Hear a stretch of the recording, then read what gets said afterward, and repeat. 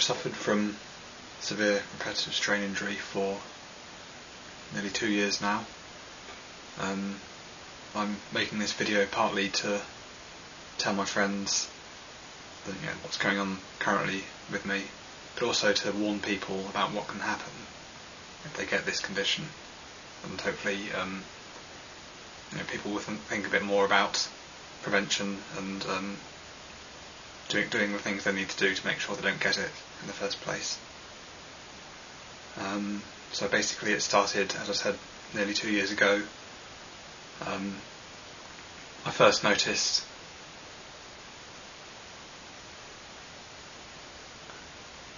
a slight ache in my right arm which wouldn't go away, which obviously I thought was odd.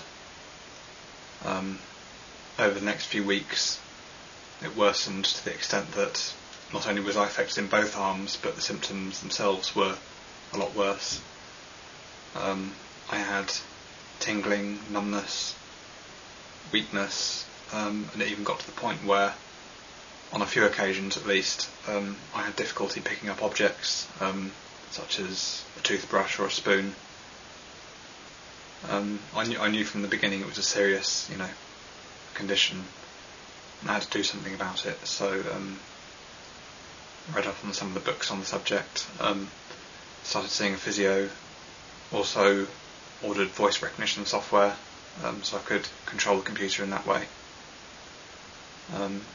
My job depended on being able to type, so obviously it was a huge difficulty there.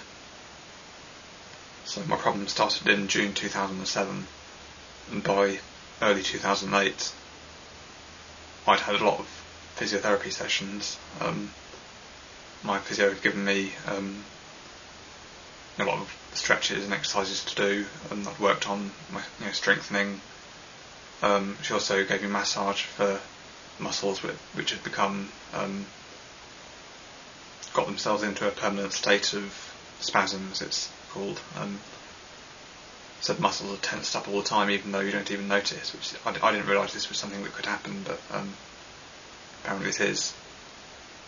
My symptoms were a lot better by early 2008, but I still wasn't doing very much typing on the keyboard. I was still relying on the voice recognition software. But I was also finding that my voice was becoming increasingly tired, to the extent that my ability to work was decreasing, and it got so bad in February 2008 that I just couldn't use it anymore. I couldn't work. Even after I stopped using the voice recognition, my voice remained bad. I had difficulty actually talking to people. It was just sore all the time. It never went away. So at that point I had to go off work indefinitely. To cut a long story short, I was off work for 6 months. By the end of that 6 months, my RSI had improved to the extent that I was now able to type. I couldn't type as much as I was able to before, but I was able to at least get a reasonable amount done per day. My voice was still sore all the time. It wasn't quite as bad as it had been, but it was enough that I could still. It's now early March 2009, and in the last few days my RSI has got a lot worse. It was for the 6 months I've been back at work, it hasn't been easy.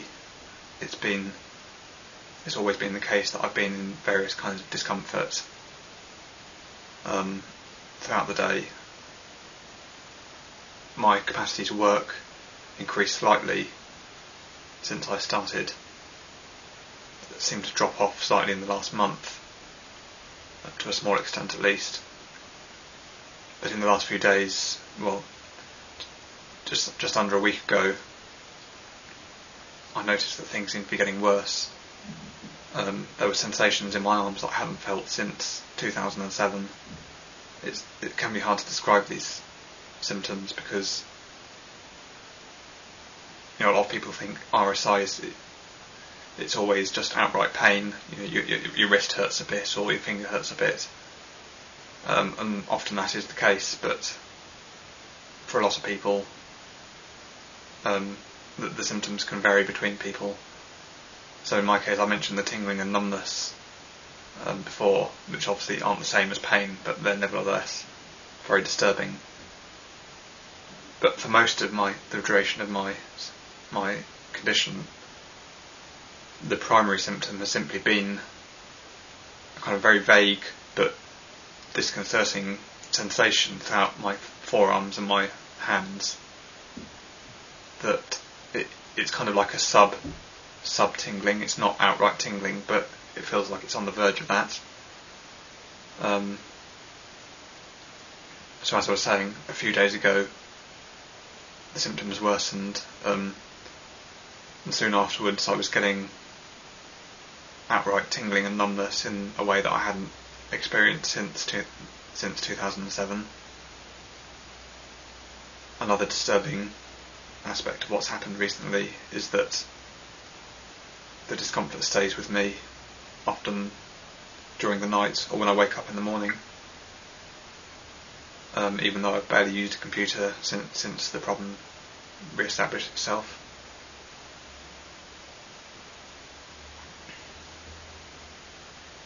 So now I've been off work for a few days. I've got a meeting with work next week to discuss the situation.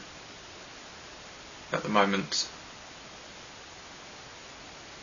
today my symptoms feel slightly better than they have done over the last few days, but given that I've barely touched a computer and the symptoms are still with me most of the time, it's clearly a lot worse still than it has been for the last 6 months. I'm not that confident about being able to go back to work at least next week. I'll have to see how things develop. I'm seeing a number of different physiotherapists to try and get this thing looked at intensively, and I can think of a number of reasons why perhaps this has happened. Perhaps I didn't keep up with some of the exercises I was supposed to do. I think to a certain extent my posture, which is very important in RSI, has deteriorated. One thing that is particularly bad is having your head forward like this. It can lead to a lot of strain on the muscles of the shoulders and the neck, which has a kind of knock-on effect. So I need to make sure that I keep my head balanced over my body. Also, while I've been back at work, I have seen physios intermittently, but not on the regular, say, monthly basis. So perhaps I just needed to see them more frequently so I can keep my condition in check. Also, I think my workstation at work could be better. They did make changes when I went back to work to try and make it more ergonomic. They got an expensive chair, for example. But even so, I think perhaps there could be further improvements. Because I did often find myself leaning forward and rather than resting back on the backrest of the chair. Obviously, thinking back on it, I should have realised these things before my problem worsened. But at the time, I just wanted to get on with things and try and get back to some kind of normal life.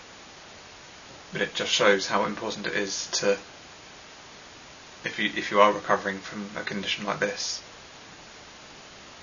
not to let things slip, to keep doing the exercises, keep doing the stretches, and most importantly, make sure your posture is correct, because, as I said, that can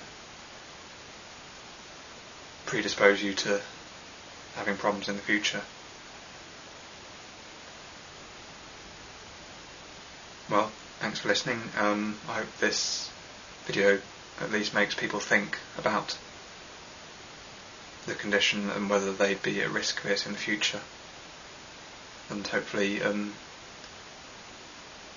make changes in how you work and how you use a computer or games consoles at home, and hopefully prevent yourself having to go what I've been through.